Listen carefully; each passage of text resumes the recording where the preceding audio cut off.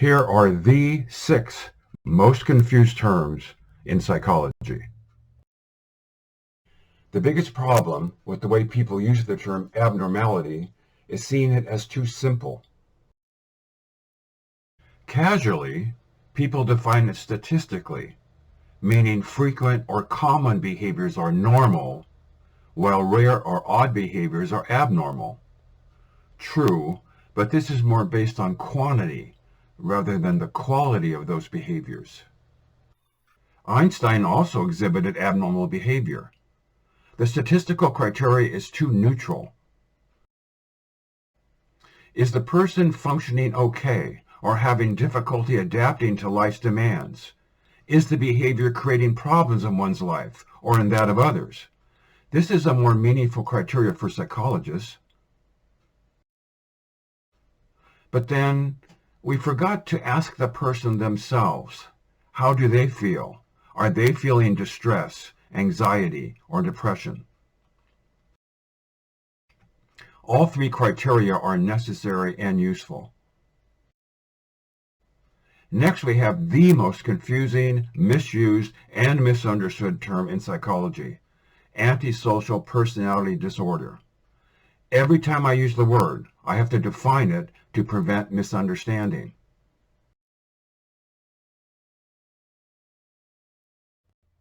This is not a loner. I realize people use the word that way, but this is not what antisocial personality means to psychologists. In fact, they can be quite social. Social means society, and anti means against. These are people that exhibit behaviors that are against society's laws, values, and norms. The criminal mind, if you want. A psychopath is a subcategory. Speaking of personality disorders, next we have a distinction not often made. Most people are aware of Obsessive-Compulsive Disorder, OCD, individual repetitive cleaning, checking, or counting behaviors. Those with OCD are usually aware of the irrationality of their behaviors. But a separate category of personality disorders includes Obsessive-Compulsive Personality Disorder, OCPD. Whereas OCD is the distinct individual behaviors like hand-washing, OCPD includes generalized traits such as perfectionism, control, inflexibility, excessive planning, and they usually see their rigid behavior and thinking as desirable, and even get angry at those who can't see their high standards as the only correct way. The big confusion with schizophrenia is people calling it split personality. Multiple personality, now called dissociative identity disorder, is someone who has 2 or more separate identities and can switch between them. Although the term schizophrenia actually derives from schiz, which means split, and phren, which means person, the intent was to define thoughts and perceptions as disconnected from the person. And the actual symptoms of schizophrenia bring up the next cause of confusion, positive and negative symptoms. These do not mean good and bad to psychologists, but more like addition and subtraction.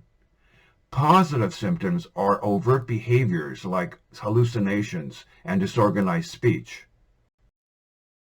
Negative symptoms include deficits like flat emotion or excessive withdrawal. And the same use of positive and negative applies to the last group of terms relating to reinforcement. People always confuse negative reinforcement with punishment. Negative reinforcement is rewarding because something a person dislikes is taken away or subtracted. For example, brushing one's teeth takes away a parent's nagging. Just like positive reinforcement, it increases a behavior. Positive and negative here do not mean good and bad. They mean to add or subtract. You're adding or subtracting pleasant or unpleasant stimuli to control behavior. Punishment decreases the likelihood of behavior. Here, positive and negative can also be applied with the same logic. If an unwanted behavior is followed by something disliked, as in spanking, it should decrease behavior, and this is termed positive punishment, not because it's good, but because it adds or brings on something. If you take away something the person likes, this is also punishment, just termed negative punishment. Here are all four. Adding things like a cookie or spanking can have opposite effects.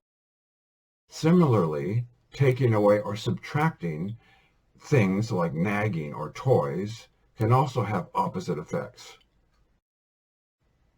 One more thing. Due to public abuse of the terms and stigma, hypochondriasis has been replaced by illness anxiety disorder. Mental retardation has been changed to intellectual disability. And as it fit into the symptom progression, Asperger's syndrome is now termed Autism Spectrum Disorder Level 1. Here are some questions for the comments section below. Also visit my website, intopsych.com, for more resources. And be sure to subscribe to this channel.